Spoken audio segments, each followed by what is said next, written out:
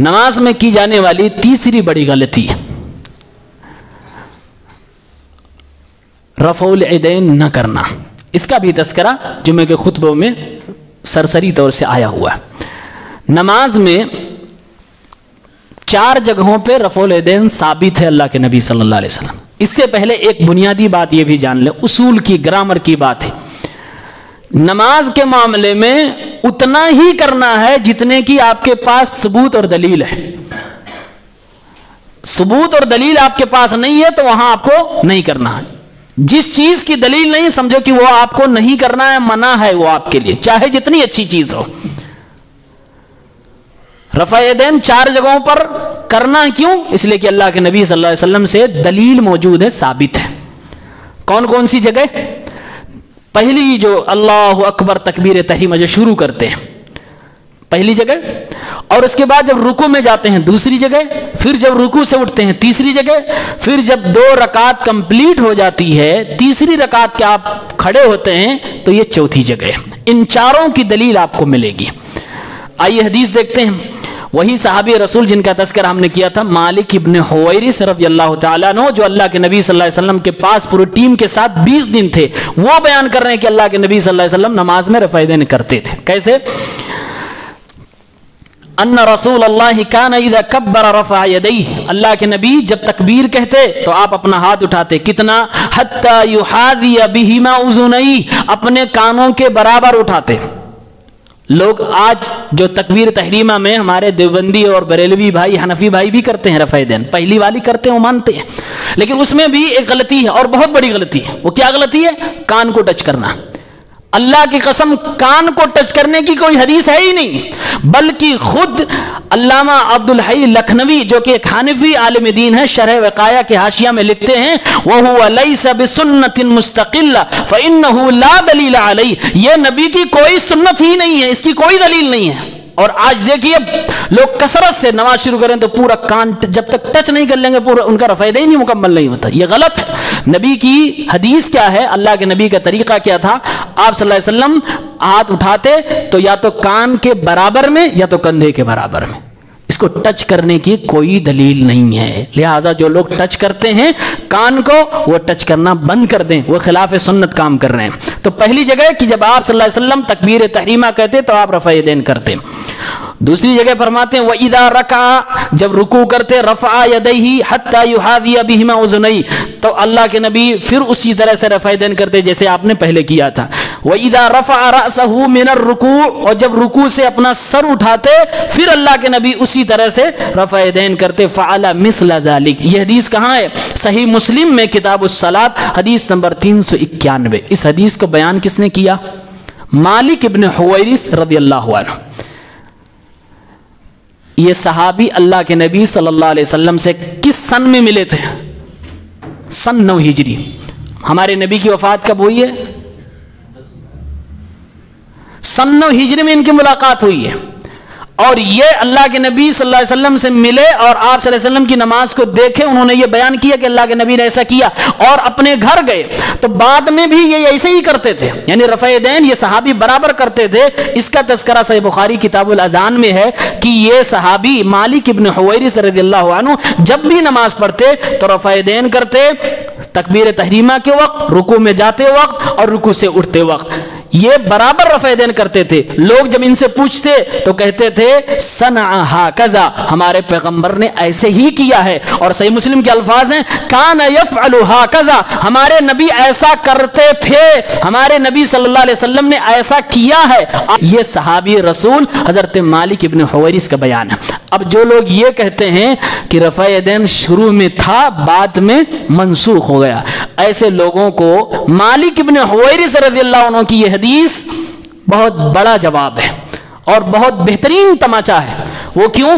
سن 9 ہجری کے اندر جو صحابی نبی سے مل رہے ہیں، یعنی آپ کی وفات سے 1 سال یا 1.5 سال پہلے جس صحابی کی ملاقات ہوئی ہے وہ صحابی نبی کو رفع الیدین کرتے ہوئے دیکھ رہے ہیں اور اپنی زندگی میں بعد میں کر بھی رہے ہیں. پھر آپ کیسے کہہ رہے ہو کہ نماز میں رفع الیدین جو تھی وہ بعد میں کینسل ہو گئی تھی؟ اگر آپ کینسلیشن کا حکم لگا رہے ہیں تو آپ کو دلیل لا کر دینی ہوگی، ورنہ مالک ابن حویرث جو نبی کے ساتھ 20 دن تک تھے وہ تو کہہ رہے نبی صلی اللہ علیہ وسلم کرتے تھے. اور اسی طرح سے عبداللہ ابن عمر رضی اللہ تعالیٰ عنہ صحیح بخاری کتاب الاذان حدیث نمبر 739 کہتے ہیں وَإِذَا قَامَ مِنَ الرَّكَعَتَيْنِ رَفَعَ يَدَيْهِ، جب 2 رکعات پڑھنے کے بعد، 4 رکعات کی نماز ہو، پہلی تشہد اور اس کے بعد جب اللہ کے نبی کھڑے ہوتے تھے رفع یدیہ، تو اللہ کے نبی اس وقت بھی رفع یدین کرتے تھے. یہ حدیث بھی بخاری کے اندر ہے. میں جان بوجھ کر صحیح بخاری اور مسلم کی حدیثیں کوٹ کر کے زیادہ تر لایا ہوں. کیوں؟ پورے امت اسلامیہ کا اتفاق ہے قرآن کے بعد سب سے صحیح اگر کوئی کتاب ہے تو صحیح بخاری ہے اور اس کے بعد صحیح مسلم ہے. اور اللہ کی قسم تجزیے سے اور غور کرنے کے بعد یہ پتہ چلا ہے کہ ہمارے حنفی بھائیوں کی نماز اکثر و بیشتر صحیح بخاری مسلم میں نہیں ملے گی. ان کی دلیلیں جو انہوں نے دلیلیں نکالی بھی ہیں اپنے نماز کی، وہ دلیلیں صحیح بخاری مسلم سے عام طور سے نہیں ملے گی. اکثر و بیشتر دور کی کوڑی، کوئی ضعیف حدیث ہے، کوئی موضوع ہے، کوئی گڑھی ہوئی ہے، کسی کا معنی بدلا ہوا ہے، عجیب و غریب فلسفہ ہے. اور جب یہ ریسرچ اور یہ تجزیہ ہو رہا تھا تو ایسا محسوس ہو رہا تھا کہ جیسے کسی دشمن اسلام نے اللہ کے نبی صلی اللہ علیہ وسلم کی نماز کو خراب کرنے کی کوشش کی ہے اور امت کو نبی کی نماز کے طریقے سے الگ کرنے کے پورے مشن پہ کام کیا. ورنہ اتنی صریح صحیح بخاری میں مسلم میں 50 صحابی نے روایت بیان کی ہے اللہ کے نبی صلی اللہ علیہ وسلم کے رفع یدین کی، اس کے باوجود کہہ رہے ہیں کہ نہیں کریں گے. نبی کریم صلی اللہ علیہ وسلم نے بعد میں چھوڑ دیا تھا. اور یہ پوری ڈھٹائی ہے. ایک دوسرے صحابی ہیں وائل ابن حجر رضی اللہ عنہ، یہ بھی اللہ کے نبی صلی اللہ علیہ وسلم کی زندگی کے آخری ایام ہی میں آ کے ملتے ہیں اور ٹھنڈی کے دن میں ملاقات ہوتی ہے. ٹھنڈی کے دن میں اللہ کے نبی سے ان کی ملاقات ہوتی ہے. پیارے پیغمبر صلی اللہ علیہ وسلم چادر اوڑھ کے نماز پڑھ رہے تھے. آپ ذرا سوچئے، آج ٹھنڈی کا ماحول ہے، بہت سارے لوگ چادر میں نماز پڑھتے ہیں. رفع یدین کرنے والے لوگ چادر سے ہاتھ باہر نکال کر رفع یدین آج بھی کرتے ہیں، اور جن کو نہیں کرنا وہ اندر اندر ہی سارا معاملہ کر جاتے ہیں. یعنی ان کو رفع یدین کرنا ہی ہے، چادر گرنی ہی نہیں ہے. لیکن صحابی رسول اللہ کے نبی صلی اللہ علیہ وسلم کی ٹھنڈی کی نماز، چادر والی نماز کے بارے میں کیا بیان کر رہے ہیں. یہ بھی حدیث صحیح مسلم کتاب الصلاۃ حدیث نمبر 401. وائل ابن حجر فرماتے ہیں انہ رأى النبی رفع یدیہ حین دخل فی الصلاۃ کبر، انہوں نے اللہ کے نبی صلی اللہ علیہ وسلم کو دیکھا جب اللہ کے نبی نماز میں داخل ہوئے تو آپ نے اللہ اکبر کہا اور آپ نے ہاتھ اٹھائے. ہاتھ کیسے اٹھائے؟ اب ایک تابعی جو حدیث کے راوی ہیں بیان کرتے ہیں وصف حمام حیال اذنیہ، کہتے ہیں اللہ کے نبی نے اپنے کانوں کے مقابل میں اپنے ہاتھ اٹھائے. کانوں کے حیال مطلب مقابل، برابر میں اس کے آپ صلی اللہ علیہ وسلم نے اپنے دونوں ہاتھ کو اٹھایا. ثم التحف بثوبہ، پھر اللہ کے نبی صلی اللہ علیہ وسلم نے اپنے کپڑے سے اپنے آپ کو ڈھک لیا. یعنی رفع یدین کرنے کے بعد اندر آپ نے ہاتھ کر لیا. ثم وضع یدہ الیمنى علی الیسری، پھر آپ نے اپنے داہنے ہاتھ کو اپنے بائیں ہاتھ پہ رکھا. فلما اراد ان یرکع، جب آپ رکوع کرنے کا ارادہ فرماتے ہیں اخرج یدیہ من الثوب، تو اللہ کے نبی صلی اللہ علیہ وسلم اپنے دونوں ہاتھ کو پھر کپڑے سے باہر نکالتے ہیں. ثم رفعہما، پھر آپ صلی اللہ علیہ وسلم دونوں ہاتھوں کو آپ اوپر اٹھاتے ہیں. ثم کبر، پھر تکبیر کہہ کر رکوع میں جاتے ہیں. فلما قال سمع اللہ لمن حمدہ، اور جب رکوع سے اوپر آپ دوبارہ اٹھتے ہیں رفع یدیہ، پھر اللہ کے نبی صلی اللہ علیہ وسلم دوبارہ تیسری بار ہاتھ اٹھاتے ہیں. یہ حدیث صحیح مسلم کی ہے. اور یہ وہ صحابی بیان کر رہے ہیں وائل ابن حجر رضی اللہ تعالیٰ عنہ، جو نبی علیہ الصلوۃ والسلام کی زندگی کے آخری ایام میں نبی کریم سے ملاقات ٹھنڈی کے دن میں کرتے ہیں. پھر تقریباً 6 مہینے کے بعد آتے ہیں، پھر ملاقات ہوتی ہے، پھر اللہ کے نبی کو اسی حالت میں دیکھتے ہیں. اور ان کی ملاقات کے 6 مہینے کے بعد ہمارے پیغمبر صلی اللہ علیہ وسلم دنیا سے چلے گئے. اب بتاؤ یہ رفع یدین نہ کرنے یا جس کو آپ منسوخ کر رہے ہو، یہ دلیل کہاں سے آئی؟ آخری زندگی کے آخری ایام میں یہ صحابہ کرام اللہ کے نبی صلی اللہ علیہ وسلم کی نماز کا طریقہ بیان کر رہے ہیں. اور مالک ابن حویرث تو وہ ہیں جن کو اللہ کے نبی کہتے ہیں کہ جاؤ اپنے گھر والوں کو سکھاؤ. میرے بھائیوں، آج میں وہی حدیث آپ کو ڈیلیور کروں اور نبی علیہ الصلوۃ والسلام کی سنت پہ عمل کرتے ہوئے کہوں آپ نے حدیث سنی، جائیے اپنی بیوی بچوں کو بتائیے، سکھائیے. آپ کون سی نماز سکھائیں گے؟ نبی کریم صلی اللہ علیہ وسلم والی نماز سکھائیں گے یا پھر وہ نماز سکھائیں گے جس نماز کی دلیل آپ کے پاس نہیں موجود ہے؟ ظاہر سی بات آپ کو رفع یدین والی حدیث سنانی پڑے گی. اسی میں 2-3 باتیں کوڈ کرتا ہوں. یوٹیوب بھرا پڑا ہے کس بات سے؟ رفع یدین نہ کرنے کی دلیل ہمارے حنفی، دیوبندی، بریلوی بھائیوں نے बड़ी वीडियोस बनाई हैं और बहुत बयान किया जाता है कि रफ़ा यदैन नहीं करना कैंसिल हो गया। कैंसिल होने की सबसे बड़ी दलील जो उनकी क्या है? सबसे बड़ी दलील सही मुस्लिम की एक हदीस है जिसको हमने खुतबे में बयान किया था। 430 नंबर जाबिर इब्ने समुरा रज़ियल्लाहु अन्हु हदीस के रावी हैं। कहते हैं कि अल्लाह के नबी सल्लल्लाहु अलैहि वसल्लम अपने कमरे से निकले, सहाबे किराम नमाज पढ़ रहे थे और नमाज में जब अस्सलामु अलैकुम व रहमतुल्लाह हाथ से इशारा, अस्सलामु अलैकुम व रहमतुल्लाह हाथ से इशारा, ये बाकायदा सही मुस्लिम किताबुस्सलाह हदीस नंबर 431 में लिखा हुआ। किसी कंडीशन में आपने देखा, फिर अल्लाह के नबी ने फरमाया माली अराकुम राफिई ऐदीकुम, मुझे क्या हो गया, मैं तुम्हें देख रहा हूं कि तुम अपने हाथ को उठाए हुए हो, कअन्नहा अज़नाबु खैलिन शुमुस, जैसा कि कोई शरारती घोड़ा हो, उस्कुनु फिस सलात, तुम अपनी नमाज में सुकून से हो जाओ, सुकून से खड़े हो जाओ। अब हमारे देवबंदी और हनफी भाई इसी हदीस को पेश करते हैं, कहते हैं देखो अल्लाह के नबी ने कहा नमाज में सुकून से खड़े हो जाओ। मेरे प्यारे भाइयों, ये हदीस सहाबी खुद कंडीशन बयान कर रहे हैं कि ये जो सलाम फेरने के वक्त हम लोग इधर उधर हाथ करते थे, इससे अल्लाह के नबी सल्लल्लाहु अलैहि वसल्लम ने मना फरमाया है और ये सही मुस्लिम के अंदर ही मौजूद है। उसके बावजूद जबरदस्ती इसको उठा के कहां फिट किया जा रहा है? जो शुरू में रफ़ा यदैन, रुकू में जाते वक्त रफ़ा यदैन, उठते वक्त जो रफ़ा यदैन, दूसरी रकात के बाद रफ़ा यदैन, यानी जो रफ़ा यदैन अहले हदीस कर रहे हैं उनको रोकने के लिए और रफ़ा यदैन को मनसूख करने के लिए इस सही और साफ सुथरी हदीस को वहां फिट कर दिया जा रहा है। ये चोरी और बेईमानी है कि नहीं है? आइए पूछते हैं उलमाए किराम ने क्या कहा है।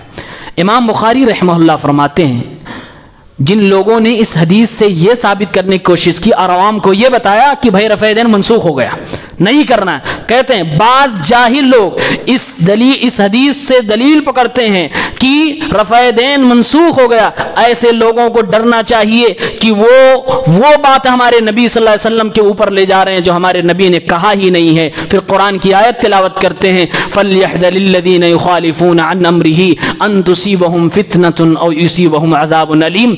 ऐसे जाहिलों को डर नहीं लगता कि अल्लाह रब्बुल आलमीन की तरफ से इनके ऊपर कोई अजाब न नाजिल हो जाए। इमाम नववी रहमहुल्लाह फरमाते हैं इस हदीस से यह साबित करना कि रफ़ा यदैन मनसूख हो गया, यह बड़ी अजीब बात है और सुन्नत से जहालत की कबीह किस्म है। इससे बड़ा जाहिल कोई शख्स नहीं हो सकता कि साफ और सरी हदीस है कि यह किस चीज के बारे में है और उसको आपने कहां पर फिट कर रखा है। और सबसे बड़ी बात, यह हदीस सही मुस्लिम में सही है, हम और आप सब मानते। कोई भी अहले हदीस सलाम फेरते वक्त हाथ नहीं उठाता। क्यों? इस हदीस पे अमल करते हुए। यह हदीस सलाम फेरने के वक्त दाएं बाएं जो इशारा करते थे उससे मना करने के लिए आई है और इस पर अहले हदीसों का अल्हम्दुलिल्लाह अमल है। इसमें एक और बात, अगर ये बात हम अपने भाइयों की मान लें कि चलो ये हदीस रफ़ा यदैन कैंसिल करने के लिए आई थी, तो ये भाई जो शुरू में रफ़ा यदैन करते हैं इसकी दलील इनके पास कहाँ है? इसको भी कैंसिल होना चाहिए कि नहीं होना चाहिए? इसको भी कैंसिल होना चाहिए। ईद की नमाज में ये खुद रफ़ा यदैन करते हैं, वो भी कैंसिल होना चाहिए। ये कौन सी बात है कि आप सिर्फ अहले हदीसों की दुश्मनी में कुछ रफ़ा यदैन को कैंसिल करो और जो आपके यहां ऑलरेडी है उसको आप कैंसिल ना मानो? ये बेईमानी है और सरासर ये कुरान और सुन्नत के साथ छेड़छाड़ है। शरीयत में तहरीफ करना यहूदियों का काम है और यहूदी कोई अच्छे लोग नहीं है, ये जहन्नमी लोग हैं। और इसके आगे एक और अहम बात जो आम आदमी को समझने वाली है। भाई आप सबको बताया जाता है चारों इमाम बरहक, चारों बरहक। बरहक का मतलब क्या? चारों सही, किसी एक को मानना जरूरी है, ये बताया जाता है। 4 में से 3 ने कहा रफ़ा यदैन करना है, यानी जो अहले हदीस चिल्ला चिल्लाकर चीख चीख कर समझा रहे हैं वो 3 कहते हैं करना है आपको। सिर्फ इमाम अबू हनीफा रहमतुल्लाह का मानने वाले कहते हैं नहीं करना है। तो जब चारों बरहक है तो 3 बरहक हुए कि नहीं हुए? जब 3 बरहक हो गए तो आपको करना चाहिए। या फिर अगर आपका दिल नहीं कर रहा है करने का तो कम से कम जो लोग कर रहे हैं उन्हें तो आपको रोकना भी नहीं चाहिए। 3 इमाम कह रहे हैं कि करना है, उनके यहां साबित है। सिर्फ इमाम अबू हनीफा रहमतुल्लाह के मानने वाले कहते हैं नहीं करना है। तो इंसाफ की बात क्या है कि करना है। बहुत सारी दलीलें दी जाती हैं कि रफ़ा यदैन नहीं करना है।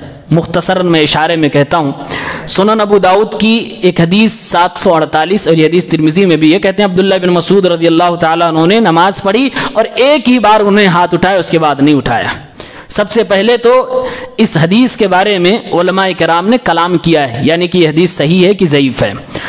امام ابو حنیفہ رحمہ اللہ کے بہت خاص شاگرد عبداللہ ابن مبارک رحمہ اللہ کہتے ہیں رفع یدین کرنے کی حدیث تو صحیح ہے، لیکن یہ عبداللہ ابن مسعود کی حدیث صحیح نہیں ہے۔ یہ کون کہہ رہا؟ امام صاحب کے شاگرد خاص کہہ رہے ہیں کہ جس میں یہ کہا جاتا ہے کہ رفع یدین نہیں کرنا وہ حدیث صحیح نہیں ہے۔ امام ابو داؤد رحمہ اللہ اس حدیث کو خود کوٹ کرنے کے بعد کہتے ہیں وَلَيْسَ هُوَ بِصَحِيحٍ عَلَى هَذَا اللَّفْظِ، اس لفظ کے ساتھ یہ حدیث صحیح ہی نہیں ہے۔ اور اگر صحیح بھی مان لی جائے تو میرے بھائیوں اتنی ساری صحیح حدیثیں، اتنے سارے صحابہ کرام نے رفع یدین کرتے ہوئے نبی کو دیکھا اور صحابہ کرام نے بعد میں کیا۔ خود حضرت ابو بکر رضی اللہ تعالیٰ عنہ نماز میں رفع یدین کرتے تھے، حضرت عمر رضی اللہ عنہ کرتے تھے، حضرت علی نے باقاعدہ رفع یدین کی حدیث بیان کی ہے۔ تو اگر اللہ کے نبی صلی اللہ علیہ وسلم نے اپنی زندگی کے اخیر میں منع کر دیا تھا تو یہ بعد میں خلفائے راشدین کیوں کرتے تھے اور کیوں یہ صحابہ کرام کرتے تھے؟ مطلب یہ ہوا کہ یہ جھوٹ ہے کہ رفع یدین منسوخ ہوا ہے، منسوخ نہیں ہوا ہے، یہ اللہ کے نبی صلی اللہ علیہ وسلم کی زندگی بھر کا عمل تھا۔ اسی طرح سے ایک حضرت برا رضی اللہ عنہ کی حدیث بیان کی جاتی ہے، یہ بھی ابو داؤد کے اندر 739 میں ہے، لیکن یہ حدیث بالکل ضعیف ہے۔ یزید ابن ابی زیاد الہاشمی ایک شخص تھا، یہ مکے میں جب حدیث بیان کرتا تھا تو یہ حدیث اہل حدیثوں کے مسلک کے حساب سے تھی، اور یہ آدمی کوفہ چلا گیا، کوفہ جہاں امام ابو حنیفہ رحمہ اللہ رہتے تھے، وہاں جانے کے بعد وہ امام ابو حنیفہ کے مسلک کے حساب سے اس کی حدیث ہو گئی۔ اسی لیے علماء محدثین نے، جو حدیث کے ماہرین نے، اس بندے کو پکڑا اور کہا یہ حدیث ضعیف ہے اور اس حدیث کے اندر ادراج کیا گیا۔ اسی طرح سے یہ تو علمی بات ہو گئی جو عالم لوگ سمجھیں گے، مشہور بات رفع یدین نہ کرنے کی مشہور بات جو بچہ جانتا ہے۔ بھائی دیکھیے رفع یدین نہیں کرنا چاہیے، کیوں؟ اہل حدیث تو کرتے ہیں۔ بھائی شروع میں تھا، بعد میں منع ہو گیا۔ شروع میں کیوں تھا؟ شروع میں اس لیے تھا کہ لوگ اپنی بغل میں بت دبا کے آتے تھے، تو اس لیے رفع یدین کروایا گیا، اور جب بت نکل گیا تو اس کے بعد بند کروا دیا گیا۔ یہ عوام کو بتایا گیا ہے، اور یہ اللہ کی قسم صحابہ کی جماعت پر بہت بڑا الزام ہے، اور اگر یہ منافقین کے بارے میں کہا گیا ہے تب بھی یہ انصاف نہیں ہے، انصاف نہیں ہے۔ منافقین مکے میں تھے کہ مدینے میں تھے؟ مدینہ میں تھے، اور مدینے میں جماعت فرض ہوئی ہے، اور بت مکے میں تھے، یعنی جس جگہ منافقین تھے وہاں بت نہیں تھا، جہاں بت تھے وہاں منافقین نہیں تھے، لہذا بت اور منافق کو آپ نے جوڑا کیسے؟ اسی سے جھوٹ پکڑا جا رہا ہے، اور اس دعوے پر کوئی دلیل نہیں ہے، یعنی ایک بھی ثبوت کسی کے پاس نہیں ہے کہ کسی نمازی نے بغل میں بت لا کر نبی کریم صلی اللہ علیہ وسلم کے پیچھے نماز پڑھی ہو۔ اس کی کوئی دلیل، کوئی ثبوت کہیں کوئی ہسٹری میں ملتا ہی نہیں ہے۔ اور اگر مان بھی لیا جائے تو بھائی شروع میں جو آپ نے رفع یدین کر کے اللہ اکبر کر کے نماز کے لیے نیت باندھی، اسی میں تو گر جانا چاہیے بت، کہ نہیں گرے گا؟ اور اگر اس میں نہیں گرا تو آدمی رکوع میں جائے گا، اپنے گھٹنے کے ہاتھ رکھے گا تو بت بچے گا؟ گر جانا چاہیے۔ اس میں بھی نہیں ہوا تو سجدے میں جائے گا تو وہاں تو گر جانا چاہیے۔ اس کا مطلب یہ کہ سب گڑی ہوئی کہانی ہے۔ اور اسی طرح سے اس بات کو وہ لوگ بھی صحیح مانتے ہیں اور عوام میں پھیلاتے ہیں جو خود رسول اللہ صلی اللہ علیہ وسلم کو عالم الغیب مانتے ہیں۔ بات تعجب کی ہے، خود رسول اللہ صلی اللہ علیہ وسلم کو عالم الغیب مان رہے ہیں، اور خود وہی لوگ کہہ رہے ہیں کہ بت لاتے تھے اس لیے اللہ کے نبی بہانے سے رفع یدین کروا کر ان کا بت گراتے تھے۔ بھائی جب اللہ کے نبی آپ کے عقیدے کے مطابق عالم الغیب تھے تو پہلے ہی نماز سے پکڑ لیتے، پہلے کہ بھائی تم نے بت رکھا نکال گیا باہر، رفع یدین کروانے کی کیا ضرورت ہے؟ تو دونوں میں سے کوئی ایک بات تو غلط ہے، یا تو آپ کا عقیدہ غلط ہے عالم الغیب کا، یا تو آپ کا یہ بت والا کانسیپٹ غلط ہے۔ ہم کہتے ہیں دونوں غلط ہے۔ اور اس کے علاوہ ایک اور سوالیہ جملہ، اگر آپ کی بات مان لی جائے کہ منافقین بت لاتے تھے اور اللہ کے نبی نے رفع یدین کروا کے بتوں کو گروا دیا، تو سوال میرا یہ ہے کہ میرے پیغمبر جو توحید کے اتنے بڑے امام تھے، جنہوں نے توحید کے لیے سب کچھ قربان کیا ہے، گلے پہ اونٹ کی اوجھڑی بھی رکھوائی ہے، پیارے پیغمبر صلی اللہ علیہ وسلم نے اپنا سب کچھ لٹایا ہے توحید کے لیے۔ آپ صلی اللہ علیہ وسلم نے یہاں تک فرمایا ہے کہ سورج میرے داہنے ہاتھ میں ہو، چاند میرے بائیں ہاتھ میں ہو، ساری سلطنت میرے قدموں میں ہو، عرب کی سب سے خوبصورت حسینہ میرے سامنے ہو، سب کو میں ٹھوکر مار دوں گا لیکن توحید کی دعوت دینا بند نہیں کروں گا۔